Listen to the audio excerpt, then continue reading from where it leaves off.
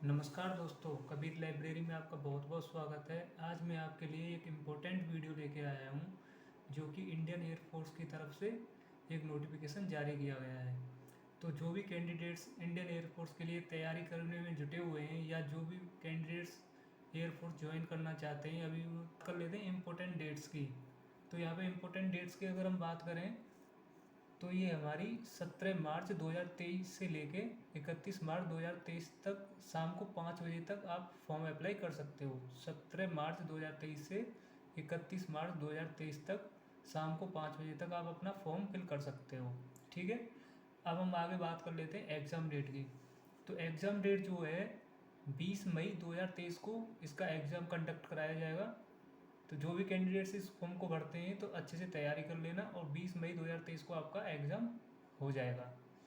अब इसमें हम एज लिमिट की बात कर लेते हैं। तो एज लिमिट की जो डिटेल्स यहाँ पे मांगी गई हैं वो मिनिमम 17.5 साल होनी चाहिए एज आपकी, और मैक्सिमम एज जो है वो 21 साल होनी चाहिए। इसमें आपकी जो एज इसके बीच में रहनी चाहिए, यानी कि आपकी एज बिटवीन जो मांगी गई है 26/12/2000 पहले का नहीं होना चाहिए, 26/12/2002 से पहले का नहीं होना चाहिए, और 26/6/2006 इसके बाद का नहीं होना चाहिए। ठीक है, इसके पहले नहीं होना चाहिए उसकी डेट ऑफ बर्थ, और इसके बाद की नहीं होनी चाहिए। यही कैंडिडेट्स में फॉर्म भर फिल कर पाएंगे। ठीक है, अब हम इसकी क्वालिफिकेशन की बात कर लेते हैं। एलिजिबिलिटी क्या मांगी गई है, तो आपको साइंस सब्जेक्ट से जो कैंडिडेट्स हैं उनके लिए 10+2 with math, physics and English 50% marks and 50% marks in English, यानी कि 50% अंकों के साथ आपको 10+2 पास होना चाहिए, और 50% इंग्लिश में कंपलसरी मांगा गया है, यानी कि 50 नंबर आपके इंग्लिश में होने चाहिए। अदर देन साइंस सब्जेक्ट, यानी कि जो साइंस स्ट्रीम से नहीं है उनके लिए 10+2 होना चाहिए, 50% अंकों के साथ पास होना चाहिए, और उसमें इंग्लिश में 50 नंबर होने चाहिए। 50% नंबर कंपलसरी मांगा गया है। जैसे कि मान लो कोई कैंडिडेट 50% उसके ओवरऑल हैं, लेकिन 50 नंबर उसके इंग्लिश में नहीं है, यानी कि 50% मार्क वो इंग्लिश में गेन नहीं कर पाया है, तो वो ये फॉर्म नहीं भर पाएगा। ठीक है कैंडिडेट्स। ठीक है दोस्तों, आगे हम बात कर लेते हैं हाइट की। इसमें जो मेल कैंडिडेट के लिए हाइट जो मांगी गई है वो 152.5 सेंटीमीटर, यानी कि 152.5 सेंटीमीटर मेल कैंडिडेट्स के लिए हाइट होनी चाहिए, और फीमेल कैंडिडेट के लिए 152 सेंटीमीटर हाइट होनी चाहिए। अब हम इसमें वेट के बारे में बात कर लें। तो वेट जो है वो अकॉर्डिंग टू हाइट, सॉरी यहाँ पे वेट लिख दिया मैंने, अकॉर्डिंग टू हाइट आपकी लंबाई के हिसाब से आपका वेट मापा जाएगा। ठीक है, चेस्ट की बात कर लेते हैं। तो 77 सेंटीमीटर होनी चाहिए आपकी चेस्ट, उसमें 5 सेंटीमीटर का एक्सपेंसन होना चाहिए, यानी कि 5% फुलाव के साथ 77 सेंटीमीटर आपकी चेस्ट होनी चाहिए। विजुअल स्टैंडर्ड की अगर हम बात कर लेते हैं तो each I should be correct, यानी कि आपकी दोनों आँखें एकदम बेहतरीन होनी चाहिए।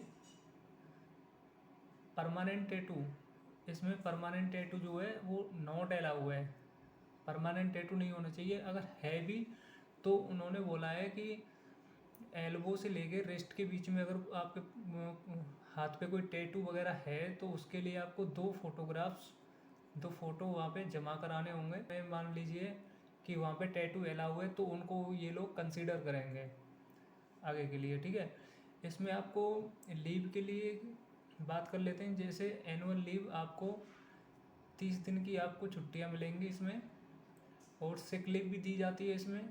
वो मेडिकल सुपरविजन के अंडर होता है कि आपको कितने दिन की लीव दी जाएगी। ठीक है, और इसमें बहुत सारी फैसिलिटीज़ आपको मिलने वाली हैं, मेडिकल एंड सीएसडी फैसिलिटीज़, ये सारी फैसिलिटीज़ आपको प्रोवाइड की जाएंगी। मेडिकल और कैंटीन वगैरह जो भी है वो सारी फैसिलिटीज़ आपको यहाँ पे देखने को मिलेंगी।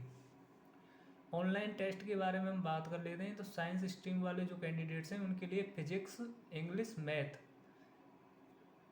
इन सब्जेक्ट से आपको क्वेश्चंस पूछे जाएंगे, और उनके लिए आपको 50 मिनट का टाइम भी दिया जाएगा। ठीक है, अदर देन साइंस, यानी कि जो साइंस स्ट्रीम से नहीं है जो कैंडिडेट्स, उनके लिए आएगा English, reasoning and general awareness. इस पोर्शन से आपको क्वेश्चंस पूछे जाएंगे, जिसके लिए आपको 45 मिनट्स का टाइम दिया जाएगा। 1 mark for every correct answer, आपको प्रत्येक सही आंसर के लिए 1 नंबर दिया जाएगा। और मान लो आप कोई भी क्वेश्चन अगर अटेम्प्ट नहीं करते हो तो उसके लिए आपको 0 मार्क्स दिया जाएगा। इसमें 0.25 का नेगेटिव मार्किंग रहेगा, यानी कि अगर आप एक रॉन्ग आंसर करते हो तो इसमें से 0.25 नंबर आपका डिडक्ट कर लिया जाएगा। ठीक है, ये बात आपको ध्यान में रखनी है।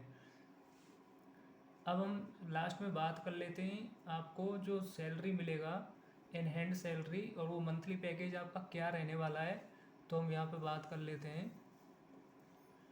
फर्स्ट ईयर की हम बात करेंगे। जैसे आप जब ज्वाइन कर लोगे एयरफोर्स, तो उसमें फर्स्ट ईयर में जो आपको जो सैलरी मंथली पैकेज मिलेगा वो 30,000 रुपये मिलेगा।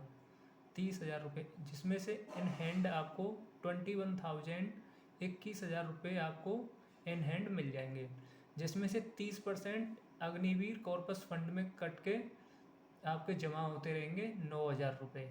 ये पहली साल का है। ठीक है, सेकंड ईयर में अगर हम बात करें तो 33,000 रुपये आपको मंथली पैकेज मिलेगा, जिसमें से इन एंड आपको 23,100 रुपये दिए जाएंगे। इसमें से 9,900 रुपये आपके फंड में जमा हो जाएंगे। थर्ड ईयर की अगर हम बात कर लेते हैं तो यहाँ पे 36,000 रुपये आपको दिए जाएंगे। इन एंड आपको 25,580 रुपये मिलेंगे, जिसमें से 10,950 रुपये आपके फंड में जमा हो जाएंगे।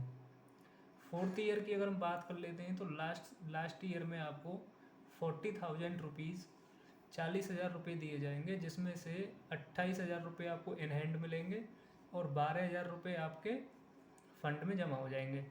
तो ये टोटल निकल के जो आएगा 5.2 लाख रुपीज़ आपके फंड में जमा हो जाएंगे।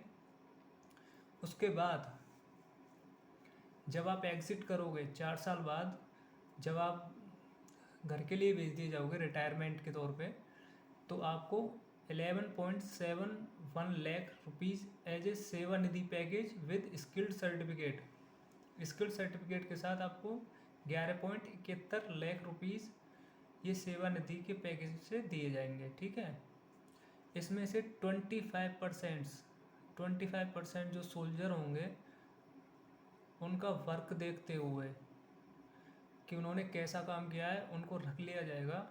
25% को रिजर्व के लिए आगे के लिए जैसे परमानेंट कर दिए जाएंगे वो लोग, और बाकी 75% जो बंदे हैं उनको घर भेज दिया जाएगा रिटायरमेंट करके। ठीक है, तो दोस्तों कैसी लगी ये वीडियो कमेंट बॉक्स में ज़रूर बताना, और ऐसी ही नई नई वीडियोज़ की नोटिफिकेशन पाने के लिए चैनल को सब्सक्राइब कर लीजिए और बेल आइकन को ज़रूर से प्रेस कर लीजिए, ताकि आने वाला हर नोटिफिकेशन आपके पास तक जल्दी से जल्दी पहुंच सके।